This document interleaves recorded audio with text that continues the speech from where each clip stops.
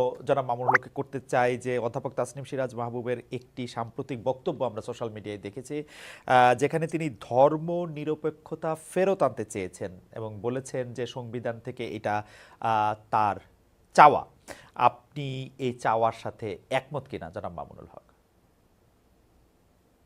না, আমি কোনোভাবেই একটি মুসলিম প্রধান দেশে এবং যারা আমরা ঐতিহ্যগতভাবেই একটি মুসলিম জাতিসত্তা গঠনের জন্য দীর্ঘ সংগ্রাম, যাদের ঐতিহ্য, আমরা সেখানে কোনোভাবেই ধর্মনিরপেক্ষতার মতো একটি ইসলাম বিরোধী, সম্পূর্ণ ইসলামের সাথে সাংঘর্ষিক একটি মতবাদকে কোনোভাবেই রাষ্ট্রীয়ভাবে আমরা ইসলামিক দৃষ্টিকোণ থেকে মানতে প্রস্তুত নই।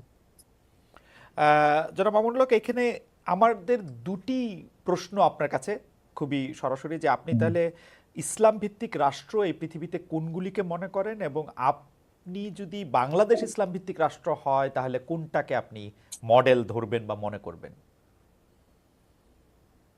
ইসলামের মডেল তো একটাই, ইসলামী রাজনীতি এবং ইসলামী রাষ্ট্র ব্যবস্থার মডেল একটাই। এখানে ভিন্ন কোনো মডেলকে অনুসরণ করার বা সামনে দাঁড় করানোর কোনো সুযোগ নেই। ইসলামের যে মূল সূত্র এবং ইসলামের যে মূল বুনিয়াদ, কোরআন এবং সুন্নাহ, অর্থাৎ আল্লাহর কিতাব এবং আল্লাহর পক্ষ থেকে আল্লাহর কিতাবের ব্যাখ্যা প্রদান করার যে অথরিটি, যিনি পার্সন, হযরত মুহাম্মদ সাল্লাল্লাহু আলাইহি সাল্লাম নবী, তার মাধ্যমে যেই আদর্শ আমরা পেয়েছি সে দুটো হলো আমাদের বুনিয়াদ।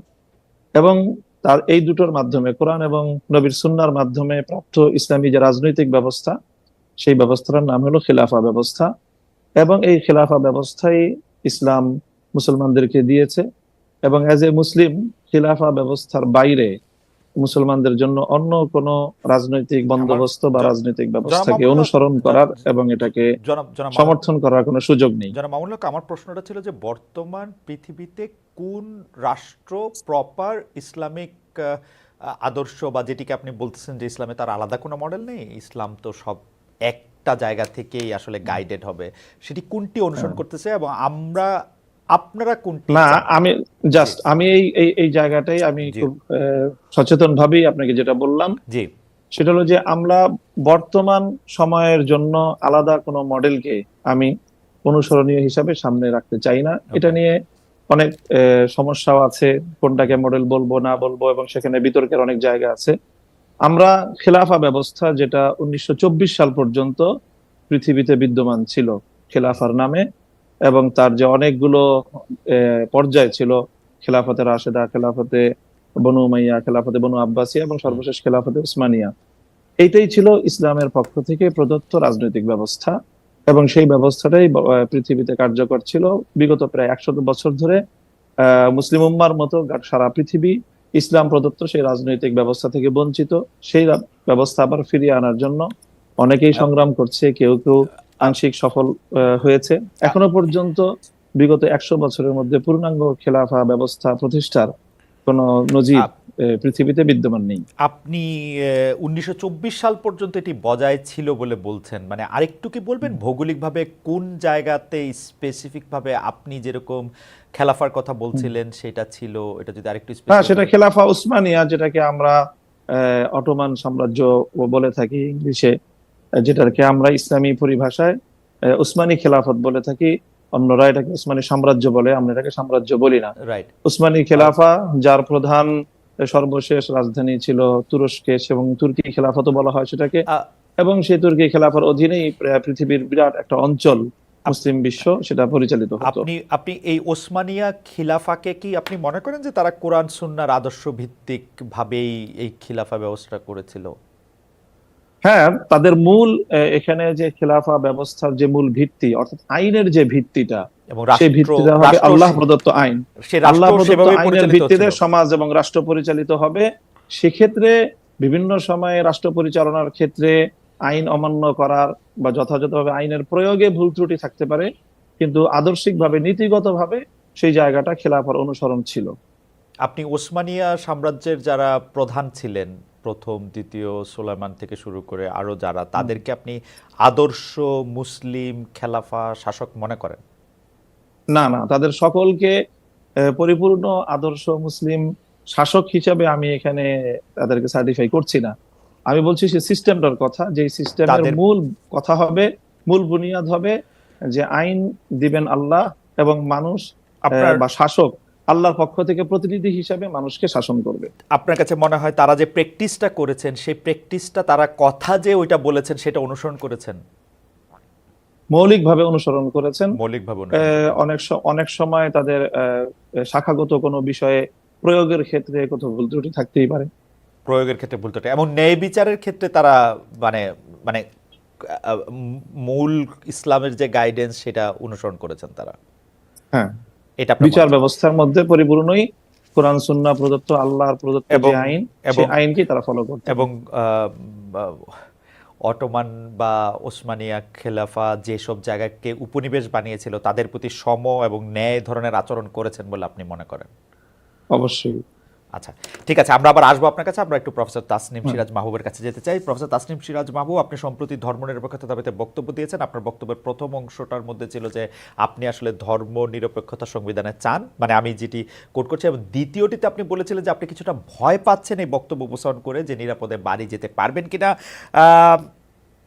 আপনার এই ভয়ের উৎস কি? অন্তর্বর্তী সরকার কি নিরপেক্ষতার পরিচয় দিতে পারছে, নাকি কোনো গোষ্ঠীকে বিশেষ সুবিধা বা কোনো গোষ্ঠীকে ভয় পাচ্ছে? আর দ্বিতীয় যে কথাটি আমি বলতে চাইছিলাম যে প্রফেসর মামুনুল হক, জনাব মামুনুল হককে আপনি শুনলেন, প্রফেসর মাহবুব, আপনি এই প্রসঙ্গে কি বলবেন? তিনি আপনার বক্তব্যের সাথে একমতই নন এবং তিনি মনে করেন যে এই দেশে যেহেতু বেশি লোক ইসলাম ধর্ম অনুসরণ করেন, ইসলাম প্রবর্তিত রাষ্ট্রই হওয়া উচিত বা গাইডেড রাষ্ট্রই হওয়া উচিত। অধ্যাপক মাহবুব। আচ্ছা, আমি যদি দ্বিতীয়টা ভুলে যাই আবার বলবেন দয়া করে। হুম। আমি উত্তর দেওয়ার আগে সবার প্রথমে আমি আমার শ্রদ্ধা কৃতজ্ঞতা জানাতে চাই সেই সব যোদ্ধাদেরকে যারা নিহত হয়েছেন, যারা আহত হয়েছেন জুলাই অভ্যুত্থানে, এবং যাদের আত্মত্যাগের ফলে আজকে আমি, আপনি, আমরা সবাই এভাবে মন খুলে প্রাণ খুলে কথা বলতে পারছি। আমরা কি ভাবছি না ভাবছি সেটা 10 জনের সাথে শেয়ার করে নিতে চাচ্ছি। তাদের এই আত্মত্যাগে না হলে আজকে আমরা এই সুযোগটা পেতাম না। আর সবার প্রথমে হলো যে আমার ওই ভিডিওটা অনেকে দেখেছেন কিন্তু ওটার কনটেক্সটটা জানেন না। ওটা বাংলাদেশ লয়ার্স ফেডারেশন বলে একটা সংগঠনের একটা গোলটেবিল বৈঠক ছিল, যেটার বিষয়বস্তু ছিল সংবিধান সংস্কার।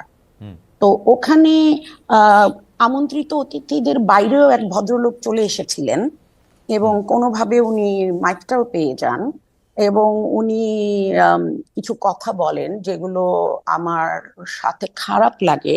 বিশেষ করে উনি কিছু ভাষা ব্যবহার করেন যেগুলো খুবই অশালীন ছিল।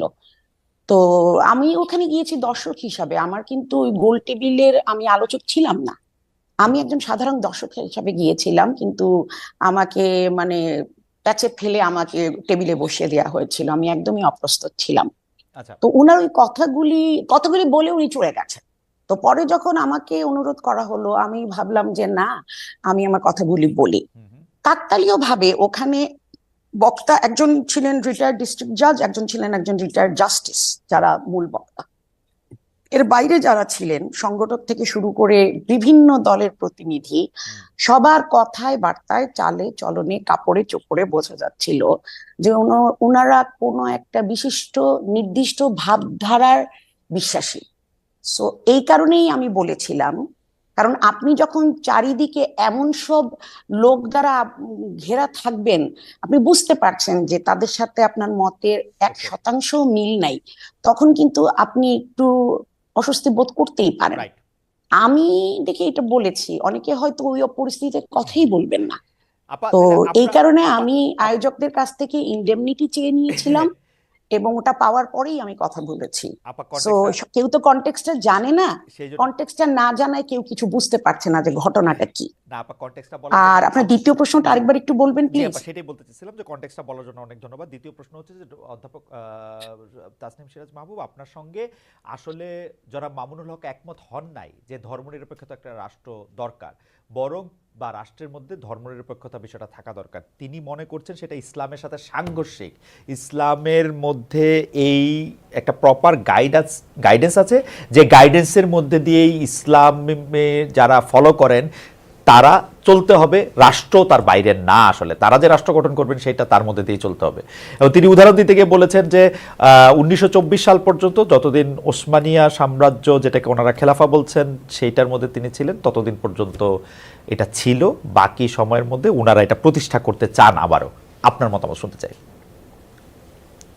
আসলে রাষ্ট্রধর্মটা তো অনেক বড় একটা বিষয়। আমি খুব মানে সহজ ভাষায় বলার চেষ্টা করব। আমার সীমিত জ্ঞানে আমি যতটুকু জানি, ইসলাম আমাদেরকে শেখায় পরমত সহিষ্ণুতা। সবাই নিজের নিজের ধর্ম পালন করবে, আমি তাকে বাধা দেব না, আমি তাকে জোরও করব না, অথবা আমি তাকে ফলো করতে যাব না। ইংরেজিতে একটা কথা আছে, এগ্রি টু ডিসএগ্রি। আপনাকে আমি কথা বলার সুযোগ দিব, আপনার কাজ আপনি করবেন, আমার কাজ আমি করব, শান্তিপূর্ণ সহ অবস্থান হবে। কিন্তু যখন আপনি রাষ্ট্রধর্মকে ইসলাম অথবা যে কোনো একটা ধর্ম বলে আপনি বিরুদ্ধার্থ করে দেবেন, তখন ওই দেশে অন্য যারা বসবাস করে, যারা এই নির্দিষ্ট ধর্মটির অনুসারী নয়, তারা যদি ইনসিকিউর ফিল করে, আমরা কিন্তু তাদেরকে দোষ দিতে পারি না। এবং আমি বড় হয়েছি একটা জেলায় যেখানে যেটা হিন্দু মুসলিম সম্প্রীতির জন্য বিখ্যাত, সেটা হলো সিলেট। আমরা ছোটবেলা হিন্দুদের সাথে মিশেছি, তারা তাদের মতো করেছে, আমরা আমাদের মতো করেছি, কোনোদিন কোনো দাঙ্গা হাঙ্গামা এগুলি হয়নি। সময়ের সাথে সাথে পরিস্থিতি বদলে গেছে। আমি 71-এ অনেক ছোট ছিলাম, 75টা আমার মনে আছে। 70-এর শুরুর দিকে আমি কিন্তু এইটা নিয়ে এমন কোনো মানে আমি যখন স্কুলে পড়ি 9-10 এরকম, 70-এর শেষের দিকে এটা কোনো ইস্যু ছিল না। তারপরে যখন সংবিধানে বিসমিল্লাহির রহমানির রহিম যোগ করা হয়, তখন একটু ভুরুটা অনেকে তুলেছেন, কিন্তু তাতে কোনো সমস্যা হয়নি। কিন্তু যখন রাষ্ট্রধর্মকে অফিসিয়ালি মানে ইসলামকে অফিসিয়ালি রাষ্ট্রধর্ম করা হয়েছে, তখন থেকেই যারা অমুসলিম তাদের মধ্যে একটা ভয় কাজ করে। এবং আগে শুনতাম অনেকেই বলতো যে আরে এই তো ইন্ডিয়াতে এক পা দিয়ে রেখেছে, সুযোগ পেলেই চলে যাবে, এখানে বসে লেখাপড়া করছে, চাকরি বাকরি করছে, টাকা পয়সা জমিয়ে চলে যাবে। এই সংখ্যাটা আগে খুব একটা বেশি ছিল না। আমার ডোমেস্টিক হেল্পদের মধ্যে আমার ড্রাইভার হিন্দু, আমার মালি হিন্দু, এবং আমি দেখি বিশেষ করে আমার মালি 8-10 বছরের বাচ্চা, সে তার ছেলেকে ইন্ডিয়াতে পাঠিয়ে দিয়েছে। তারা এখানে খুব ইনসিকিউর ফিল করে। আপনাকে একটু আপনার অনুমতি নিয়ে একটু থামাই, আমরা একটু মানে জনাব মামুনুল হকের বক্তব্য আমরা একটু শুনতে চাইবো যে ইনসিকিউরিটিটা নিয়ে, এবং সেই ইনসিকিউরিটিটা তো একটা বাস্তব ইনসিকিউরিটি। আমরা একটা রাষ্ট্র গঠন করেছি, এই ক্ষেত্রে কি আমাদের আসলে একটা গ্রুপ যারা এই ব্যাপারটা বিশ্বাস করছে না বা ইসলাম ধর্মের মধ্যে তারা নাই, তারা ইনসিকিউর ফিল করছে না, এবং এই ফিলিংটা তাদেরকে দেয়া দরকার কিনা? আপা যে ইনসিকিউরিটিটার কথা বলছেন, জনাব মামুনুল হক।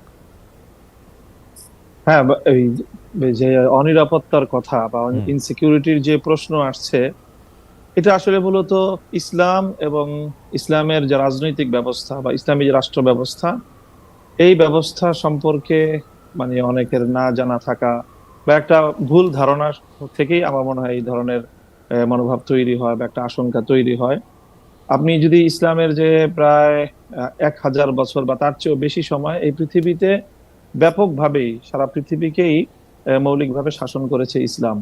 এরপরে গত 500 বছর ধরে হয়তো পশ্চিমা বিশ্বের যে উত্থান, সেই সময়টা থেকে ইসলাম সারা পৃথিবী থেকে একেবারে যে শাসনের যে জায়গা, সেখান থেকে তারা 2 নম্বরে চলে গিয়েছে ইসলাম ধর্ম বা মুসলমানরা। যদি ইসলামের রাসূল সাল্লাল্লাহু আলাইহি সাল্লামের যুগ থেকে নিয়ে 1000 বছরের পৃথিবী দেখেন, তো তখন প্রায় অর্ধেকটা পৃথিবী সরাসরি খিলাফার অধীনেই ছিল, এবং এই অর্ধেক পৃথিবীতে অন্য সকল ধর্মাবলম্বীরাই কিন্তু তারা সেখানে বসবাস করেছে, যার যার ধর্ম পালন করেছে। এবং আমি স্পেসিফিক যে কথাটা বলবো, যে সেই সময়টাতে 1000 বছর যে ইসলামের সোনালী যুগ যে সময়টা ছিল, সেই সময়টায় পৃথিবীতে যে বড় আরো 2টি ধর্ম রয়েছে, যেগুলোকে পূর্ববর্তী কোন আসমানি ধর্মের অনুসারী বলে আমরা বিশ্বাস করি, এবং আসলেও তাই, একটা ইহুদি ধর্ম, খ্রিস্টান ধর্ম। সেখানে আপনি যদি প্রায় 1000 বছরের ইহুদিদের ইতিহাস পড়েন, তাহলে সেই 1000 বছরই প্রায় ইহুদিরা খ্রিস্টানদের দ্বারা নিগৃহীত হয়েছে, বিভিন্ন জায়গায় নির্যাতনের শিকার হয়েছে। আর 1000 আপনি বছরই ইহুদিরা মুসলমানদের আশ্রয় প্রশ্রয় বিভিন্ন জায়গায় তারা নিরাপত্তা পেয়েছে। কাজী ইসলামের যে 1000 বছরের যে ইতিহাস ঐতিহ্য, সেখানে না অবশ্যই অন্য না কিন্তু ধর্মাবলম্বীদের কিন্তু কিন্তু কিন্তু নিরাপত্তাহীন ভাবার কোনো সুযোগ নেই। কিন্তু জনাব আমি মামুনুল হক, জনাব মামুনুল হক, specific- আমি আমি একটু বলছি, জি আরেকটু বলছি জি যে আমাদের এই সাবকন্টিনেন্টালে এখানেও প্রায় 800 বছরের ইসলামী এবং মুসলিম শাসন ছিল।